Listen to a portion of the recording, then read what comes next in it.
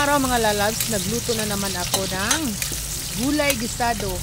Alam niyo ba guys kung anong gulay ang niluluto ko ngayon? Sitaw, kalabasa, sayuti at saka cabbage. So syempre mga lalab, iuna natin ng gisa yung bawang at saka sibuyas sa kawali na may mainit na mantika. Ayan, hayaan lang natin mga lalabs or maglikos-likos lang tayo sa ating bawang sibuyas at saka bawang sibuyas para maging brown siya. Saka natin ilagay yung karne na pure karne guys, yung yung tenderloin na karne. Yun ang pinaka maunod na part sa baboy. So ayan na guys, yung ating karne nilagay ko na sa kawali.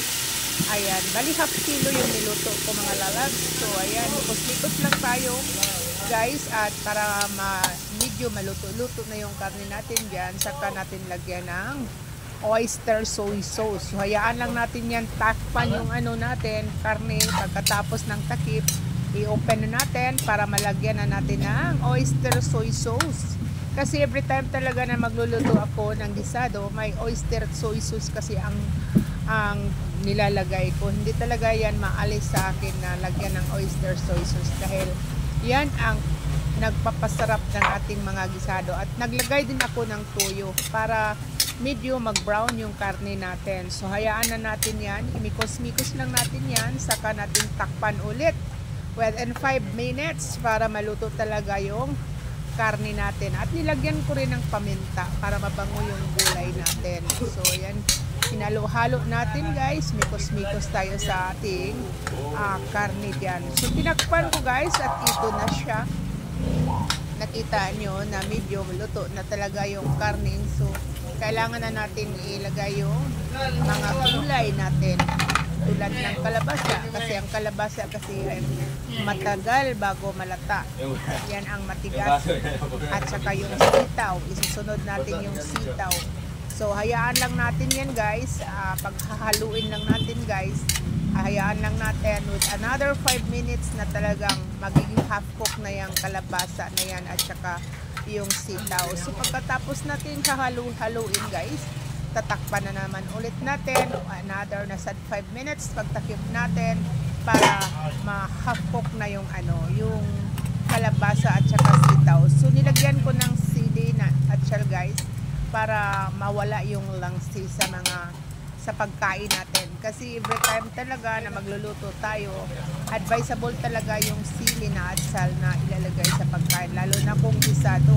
Pero nasa inyo po yan, kung ayaw nyo ng sili, na po sa inyo yan. Optional naman yan, pero ako talaga naglalagay ng sili na atsal sa aking gisado. So ayan, nilagay na natin yung sayuti.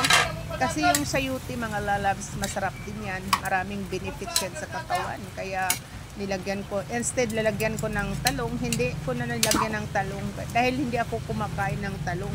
Kaya yan, sayuti na lang nilalagay ko instead sa talong. So yung sayuti, madali lang naman maluto yan dahil parang konti lang ang tuyo na nilalagay ko kanina. So nag-add-on pa rin ako ng tuyo. Ayan, so nilagyan natin ng Ajinomoto guys para sumarap yung gulay. Yung iba hindi naman naglalagay ng Ajinomoto sa kanilang mga pagkain. Very sila sa pagkain. Pero ako, na kaugalian ko na maglagay talaga ng Ajinomoto sa aking niluluto. Kasi sabi nila, kahit hindi lagyan ng Ajinomoto, masarap. Pero hindi ako maniwala niyan guys. Kung ayaw nyo ng Ajinomoto, na po sa inyo po yan. Iba-iba naman talaga yung pagluluto. Iba-iba naman yung nagluluto. Lagyan ng Ajinomoto o hindi, nasa inyo po yan. Pero kadalasan talaga gumagamit sila ng Ajinomoto or magic sarap sa kanilang mga niluto.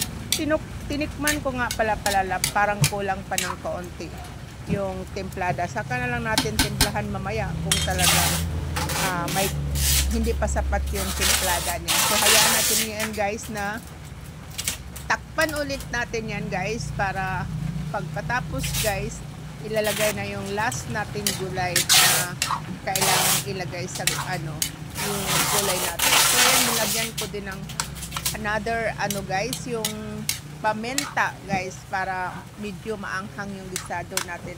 Marami ang nagluluto na hindi sila naglalagay din ng paminta. Basta gisado ang luto ko guys, nilalagyan ko talaga ng paminta yan. Ewan ko ba, basta mahilig ako maglagay ng paminta every time nagluluto ako ng gisado. Kahit anong gisado, pancit gisado, chicken gisado, gisado.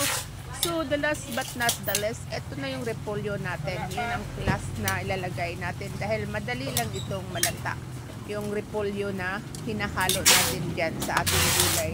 Alam nyo ba guys, na napakaraming benefits sa ating mga katawan. Sa totoo lang, mahilig talaga ako sa gulay. Tapos kahit nga pansahog lang, yung isda lang. Tapos alisan mo na lang ng buto, yung isda, masarap na yan. Depende kasi guys pagluluto.